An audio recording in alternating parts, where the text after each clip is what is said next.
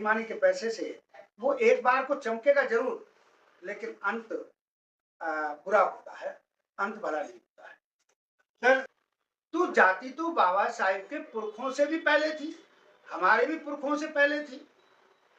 तो अगर पुरखों के पुरखे रहे हैं, उन्होंने सबने ये जाति का जो दंश है, जहर है, ये झेला है। तो ये कहना कि संविधान बांटता है, संविधान तो उनमें इकट्ठ में लाया है, संविधान तो इकट्ठ में लाया है और भाईचारा पैदा करने का काम किया है। और बाबा साहब के संविधान में किसी व्यक्ति विशेष के लिए काम नहीं किया है, चाहे वो भाषा का कहीं का हो, क्षेत्र का कहीं का हो, प्रदेश का कहीं का हो, धर्म का किसी का भी हो, सभी लोगों के लिए उन्होंने उनके लोक कल्याण की बात कही है संविधान में, और भाईचारे की बात कही है। तो ये कहना व्यर्थ की बात है। तो संविधान है जो पंचशील का जो सिद्धांत दिया है, उस पंचशील के चरित्र के आधार पर ही पैसा कमाना चाहिए।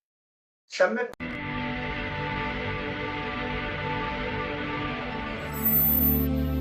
साथियों, आपका एक कमेंट किसी का सोच बदल सकता है, इसलिए आपको कमेंट जरूर करना है। और आगे कौन सा वीडियो देखना है, मैं पहले से आपसे अपील कर रहा हूँ कि ये वीडियो थोड़ा बड़ा होगा, क्योंकि आपको बहुत सारे जो आपका सवाल है उसका उत्तर मिलेगा। इसलिए आपको छोड़ के मत जाइएगा, पूरा वीडियो देखेंगे और देखने के बाद कमेंट आपको जरूर करना है।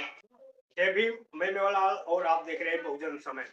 साथियों, आज काफी दिन के बाद मैं आपको जो सामाजिक जानकारियां हैं, जिस पे देश में बहुत ज़्यादा चर्चा हो रहा है, उस चर्चा पर मैं आपसे बात करने के लिए, आपको बताने के लिए हमारे साथ एडवोकेट सुरेश चंद्रा हैं।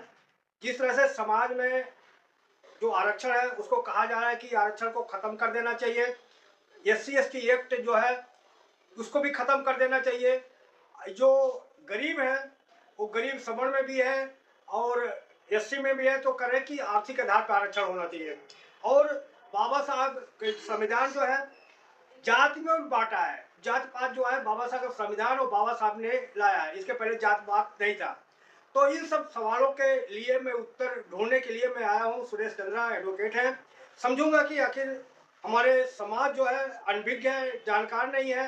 जब समाज में चर्चा होता है तो जब तक जानकारी नहीं होगा तो आप तर्क वितर्क नहीं कर पाएंगे। एडवोकेट साहब, सबसे पहले आपको जय भीम। जय भीम, नमो बुद्धाय। और भाई आपके पॉपुलर बहुजन समय चैनल के माध्यम से, चूंकि नई साल का पहले महीने का पहला पक्ष है, उसमें मैं सभी को, देशवासियों को, सबको, आप लोगों को भी, आपके चैनल के सारे समस्त कार्यकर्ताओं को मंगल कामना करता हूँ। और ये भी आप लोगों को अपने शुभकामनाएं चाहता हूँ, कहता हूँ कि भाई इस देश में जो ये माहौल बना हुआ है, इससे शांति मिले तो बहुजन समाज को और सब समाज के लोगों को, सभी को शांति मिलेगी। तो ये भी मेरी दुआएं हैं और मंगल कामनाएं हैं।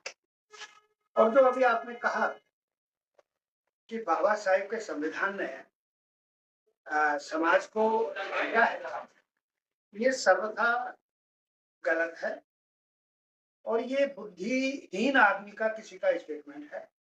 आपने तो मेरे सामने ये कहा है कि भाई कुछ लोग ऐसा बोलते हैं, तो जो लोग ऐसा बोलते हैं वो बुद्धिहीन हैं।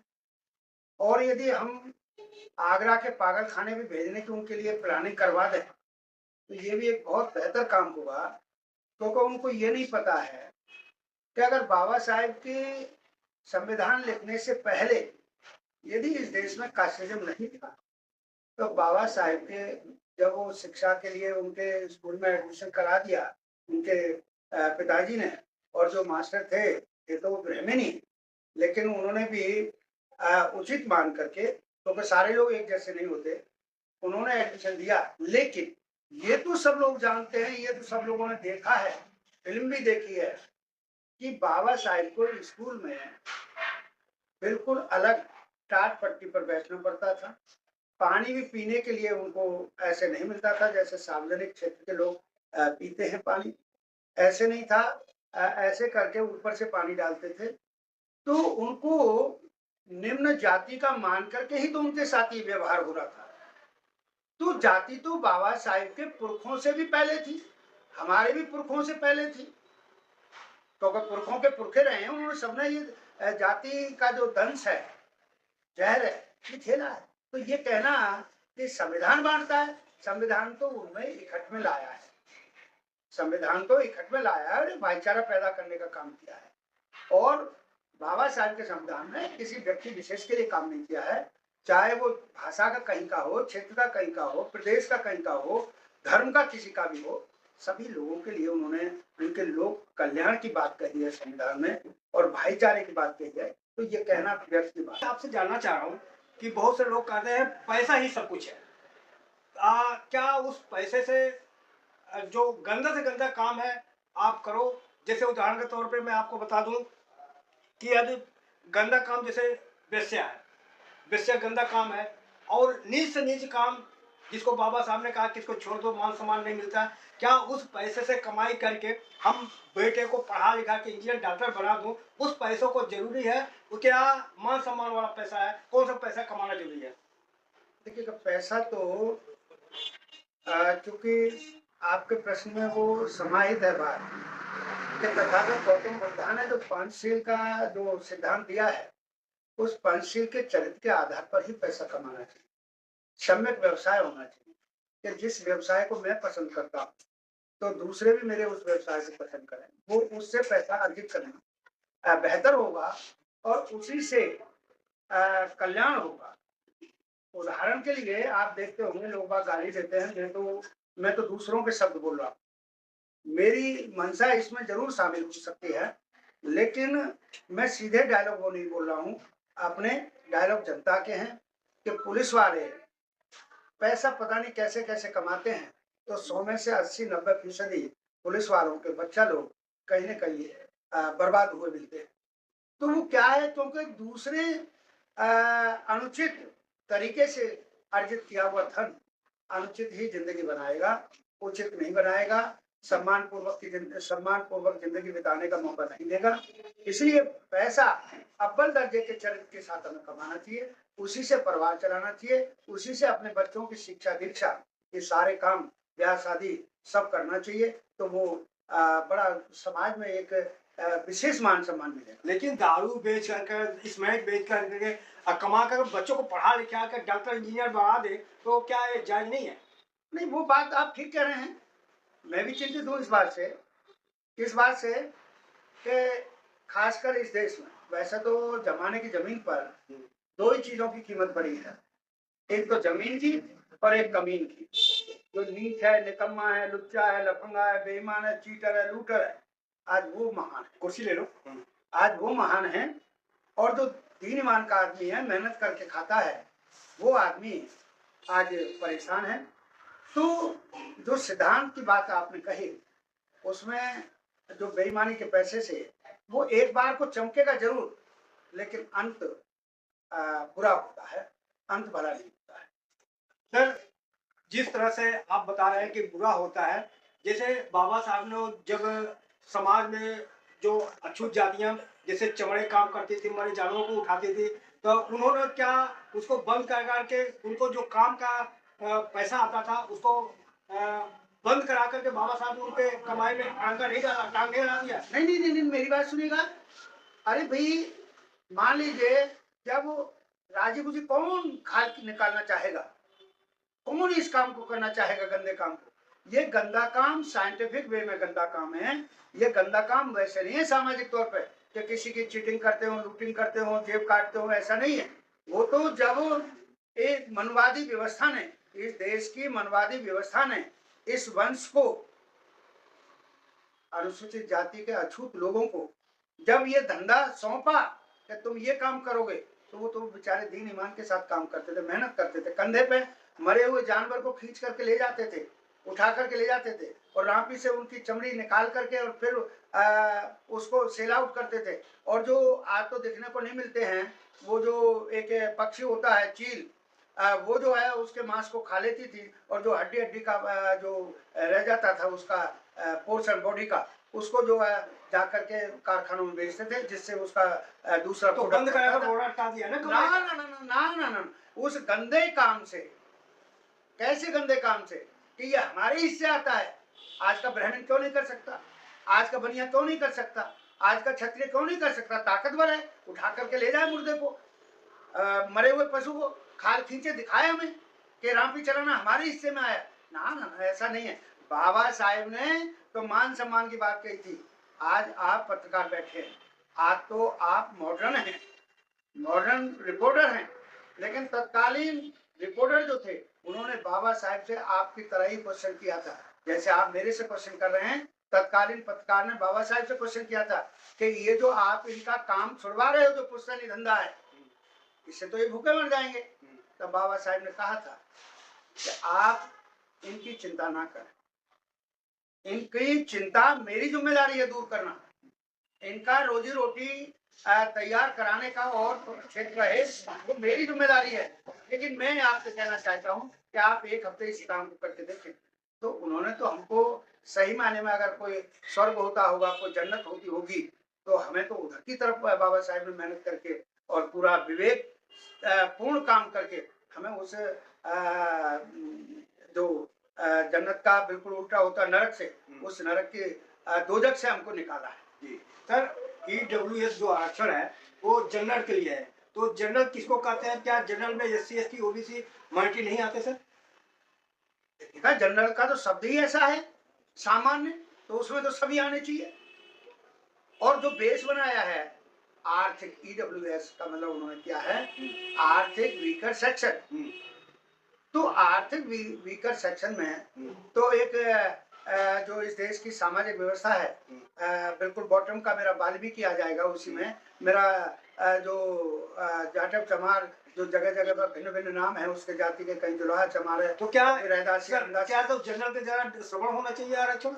नहीं, फिर तो उनको यही लिखना चाहिए था, ईडब्ल्यूएस शब्द नहीं देना चाहिए था। और फिर आरक्षण आपने शुरुआती दौर में कहा है मेरे से, पहला सवाल आपका यही था कि भाई जो ये आरक्षण मिला हुआ है scheduled caste and scheduled tribe plus OBC के लोग, उनको तो अब आकर के 1990 में मिला।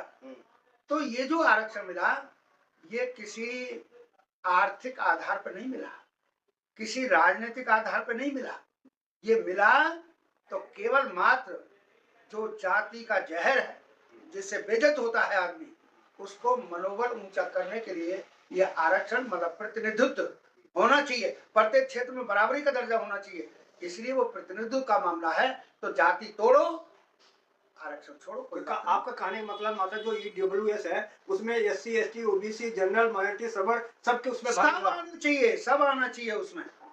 जाटव नहीं होता है क्या करिए, जुलाहा चमार नहीं होता है, लेकिन उनका सबल का ये कहना है सर, वो कह रहा है कि एससी एसटी का ऑलरेडी रिजर्वेशन है, लेकिन जब इसमें भी लेंगे उसमें भी लेंगे। देखिएगा, मैं कानून का आदमी हूँ और मैं कानून को जानता हूँ बेहतर तरीके से। मुझे एक बात बताइएगा, आपने 22.5% एससी एसटी का रिजर्वेशन हो गया अकॉर्डिंग टू कॉन्स्टिट्यूशन, ठीक है, और जिनकी तादाद इन्होंने तो 22.5 ही मानी, लेकिन 22.5 से कहीं ज्यादा है आज schedule caste and schedule tribe की पॉपुलेशन, तो अकॉर्डिंग दैट इनका रिजर्वेशन भी बढ़ जाना चाहिए क्वांटिटी में। लेकिन जो ओबीसी है, ओबीसी की तादाद मेरे आंकड़े नहीं है, लोकसभा के आंकड़े हैं, उनकी तादाद 52% है इस देश में, 52% है, लेकिन उनको आरक्षण केवल दिया है 27%, और वो भी बड़ा जिद्दोजहद के बाद। वो भी अगर मान्यवर कांशीराम साहब न होते इस देश में तो संभव है ये भी ओबीसी का भी आरक्षण नहीं हो पाता, क्योंकि मान्यवर कांशीराम साहब से भी पहले ओबीसी के लोग थे लेकिन उनका कोई आरक्षण नहीं था, क्योंकि वो तो बीपी सिंह जी ने जो लिख दिया था आपने उसमें इलेक्शन मैनिफेस्टो में, उसमें उलझ गए और मान्यवर कांशीराम साहब ने वही नारे लगवाए हम लोगों से कि भाई चुनावी वायदे पूरे करो वरना कुर्सी खाली करो, और मंडल कमीशन लागू करो वरना कुर्सी खाली करो। चूंकि मंडल कमीशन लागू करने की उन्होंने अपने इलेक्शन मैनिफेस्टो में शर्त रखी थी, तो उस वजह से हो गया। अब वो भी 27%, अब 52% आदमी अगर 27% पे राजी हो जाता है तो फिर वो भी कहीं विवेक को गिरवी रखा है, बड़ा कड़वी बात बोल रहा हूँ। अब उसके बाद तादाद हो गई 22.5 और 52 74 64 और 10.5% माइनॉरिटीज के लोग हो गए, चल करके ये जो है बन जाएगा 52 और 22.5 74 और 10.5 85, ये 85% हो गए, बाद बाकी रह गए 15%। अब 15% के लिए अभी भी 51% रिजर्वेशन है, फिर उसके बाद चालाकी से, बेईमानी से, हेरा फेरी से, चीटिंग से बहका करके, फुसला करके, डरा करके, धमका करके 10% और उनमें दूसरों को शामिल नहीं होने दे रही है। ये तो अब धन्यवाद का पात्र है कोर्ट, जिसने ये ऑर्डर कर दिए कि भाई यदि शेड्यूल्ड का आदमी कोई भी अगर एग्जाम को जनरल से भी कम्पीट कर जाता है तो वो जनरल में जाएगा, उसकी काउंटिंग जनरल में होगी। तो ये तो कोर्ट के आदेश से अभी इफेक्टिव है कि नहीं है, ये तो अभी कहना है। तो इसलिए ये लोग चालाक लोग हैं, इन्होंने अपने अपने के लिए सारा धंधा कर रखा है। साढ़े 10 ये जो 10% जो कर दिया वो तो हमारा ही हक मारा जा रहा है। सर जी, मैं आपसे जान रहा हूँ कि जातियां होना चाहिए, जातियां खत्म कर दें। अगर जातियां खत्म करना है तो जात करना क्यों? हाँ, दोनों चीज अलग अलग। जाति गणना है ही इसलिए कि जाति खत्म हो। हम चूंकि हमने बनाई नहीं है, हमारे पुरखों ने नहीं बनाई है जातियां, जिनके पुरखों ने बनाई है वही जाति खत्म करेंगे। कैसे खत्म करेंगे कि जब मान लीजिए हमने ये कहा कि भाई जाति गणना करवा लो, अब जातिवार गणना जब होगी और उसकी फाइनल रिपोर्ट आएगी, जब ये पता लग जाएगा कि जनरल कैटेगरी के लोगों की तादाद 15% है इस देश में और बाद बाकी 85% है, तो देश की हर चीज में नौकरी है, संपत्ति है, एग्रीकल्चर लैंड है, चाहे पेट्रोलियम है, चाहे ट्रैफिक का है, ये सारी मतलब कारोबार जितना भी है उसमें सब में 85% लोग अपना हिस्सा मांगेंगे। और सीधा सीधा कहना रहेगा, क्या रहेगा कि भैया जिसकी जितनी संख्या भारी उतनी उसकी शासन प्रशासन में हिस्सेदारी। तब इनको चांद तारे नजर आएंगे कि अब भाई हम जो 85% खा रहे हैं, 15% लोग इस देश में 85% का हिस्सा खा रहे हैं।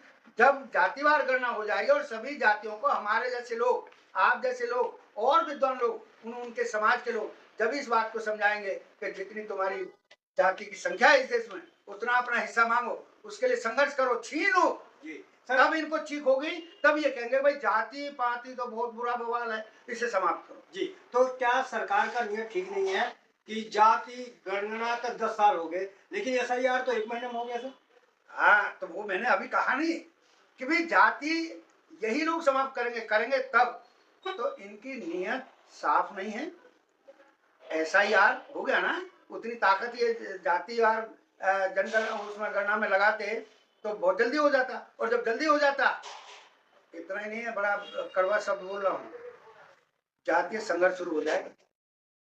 जो निकम्मा है, निठल्ला है, बेईमान है, हेरा फेरी वाला, चीटर है, 8वीं फेल है, केवल एक धर्म के नाम पर, पूजा पाठ के नाम पर और नेक कमाई को ठग ले जाता है। तो जब ये बात आएगी तब वो जाति पाति को तोड़ने का प्रयास यही लोग करेंगे और फिर ये मान जाएंगे। क्या मान जाएंगे? अपने आप कहने लगेंगे, क्या कहने लगेंगे कि भाई ये भी बात सरासर झूठ है, मैं किसी की आस्था को ठेस नहीं पहुंचाने का काम कर रहा, ना किसी की श्रद्धा और भावना को ठेस पहुंचाने का काम कर रहा। लेकिन सवाल जरूर है कि इस देश में जिनकी पूजा होती है, ये सारे के सारे जितने भी भगवान ठहरा रखे हैं, उनका जन्म केवल यूपी में हुआ। राजस्थान में गर्मी की वजह से नहीं हो पाया, पंजाब में उधर बराबर में पाकिस्तान है इसलिए नहीं हो पाया, या पाकिस्तान की पहले हमारी इंडिया में था उधर क्यों नहीं हो पाया, अफगानिस्तान में क्यों नहीं हो पाया, और कंट्रीज में क्यों नहीं हो पाया। तो यूपी वाले लोगों का ये जो इस तरह का वर्ग विशेष का ये जो चल रहा है ड्रामा कि सारे भगवान यूपी में पैदा हुए, बाद बाकी जगह नहीं, तो फिर यही लोग ये कहना शुरू कर देंगे कि भैया भगवान कुछ नहीं है, जो कुछ है तो सूर्य है, सूर्य एक पिंड है, साइंटिफिक वे है, चंद्रमा सर जिसका वो जहाँ पैदा भगवान वो भाग जग जाते हैं सर। ना ना ना, अब मंदिर के सामने बड़ी ताज्जुब की बात है कि मंदिर के बाहर भिखारी बैठा है, वो हम आप लोग जो जाते हैं उनसे भीख मांगता है, और अंदर जो पुजारी बैठा है वो किसी और से मूर्ति से पत्थर से भीख मांगता है। तो कहाँ भाग जग जाएंगे? भाग तो न बाहर वाले की जगह है न अंदर वाले की जगह है। पत्थरों में सर मारने से कहीं कुछ मिलता नहीं है। जी सर, मैं आपसे पूछना चाह रहा हूँ सर, SC/ST एक्ट जो है ये बैकवर्ड को भी लगता है सर, अगर SC/ST एक्ट खत्म कर जाए जो बैकवर्ड है SC में जो लड़ाई वो बंद हो जाएगा सर? SC/ST एक्ट जी, किस विषय में? इसको हरिजन एक्ट क्यों कहते हैं? हाँ, इसको हरिजन एक्ट भी बुलाते हैं। नहीं देखिएगा, आप तो आप गाली दे रहे हो, नहीं, क्यों कहते हैं वही तो मैं क्योंकि आपसे पूछ रहा हूँ। हरिजन शब्द तो एक गाली है। हाँ। वो साथ काफी दर्शकों आप देख सकते हैं कि ये एडवोकेट है, अगर हरिजन शब्द बोलोगे तो गाली है, इनका कहना है। हाँ बिल्कुल गाली है ना जी। ये तो मुझे उनका याद आ रहा है, जो हमारी राष्ट्रीय अध्यक्ष हैं बहुजन समाज पार्टी की, माननीय बहन कुमारी मायावती जी। उन्होंने महावलंकर हॉल के उसमें जनता पार्टी मीटिंग हाँ, उसमें मीटिंग में जब बार बार ये हरिजन शब्द बोल रहे थे, तब उन्होंने कह दिया था कि भाई ये गांधी का दिया हुआ शब्द है हरिजन शब्द। तो यदि और लोग बागों से जब हम सवाल जवाब करते हैं कि भाई हरिजन क्या होता है, तो वो कहते हैं कि जो भगवान का सीधा आदमी होता है वो है। तो फिर यदि हम भगवान का आदमी, तो हरिजन क्या उसका बड़ा शब्द इस्तेमाल किया था हमारी बहन जी ने। तो वो शब्द अब भी लागू होता है कि हरिजन का जो शब्द है ये गाली है साहब। हरिजन का जो जहाँ से ये शब्द उत्पत्ति होती है उसमें जाइएगा, यलमा देवी की पूजा होती है, देवदासी प्रथा है, उसमें जाइएगा, अध्ययन करिएगा। हाँ, वो अध्ययन करिएगा, वहां से ये सारी चीज मिल जाएंगी कि हरिजन एक्ट कहना ठीक नहीं है, शेड्यूल्ड, क्योंकि अब तो हरिजन शब्द पार्लियामेंट्री भी नहीं रहा है। तो जो SC/ST एक्ट है उसका मतलब सीधा सीधा है कि रिजर्वेशन के क्षेत्र में है। अब मेरे ही लोग ना जाने तो मैं क्या करूं, उनको पढ़ना लिखना चाहिए कि लोग बाग बोल देते हैं कि राजनीति ये जो है आरक्षण 2 तरह का है। तो साथियों, किस तरह से हमारी बातचीत रही, और आपसे निवेदन है कि वीडियो लंबा बेशक हो गया है, लेकिन आपको अच्छी जानकारी मिली होगी। लेकिन आप आगे क्या सवाल आपको रह गया उस पर प्रतिक्रिया लिखें, और आपसे निवेदन है कहाँ से देख रहे हैं वो भी कमेंट में लिखें, और आगे आप कैसा वीडियो देखना चाहते हैं वो भी आपसे अपील है। हमारे चैनल को नए हैं तो सब्सक्राइब करें, लाइक करें, कमेंट करें। आपका एक लाइक किसी का सोच बदल सकता है। धन्यवाद। मेवालाल बहुजन समाज। मेरा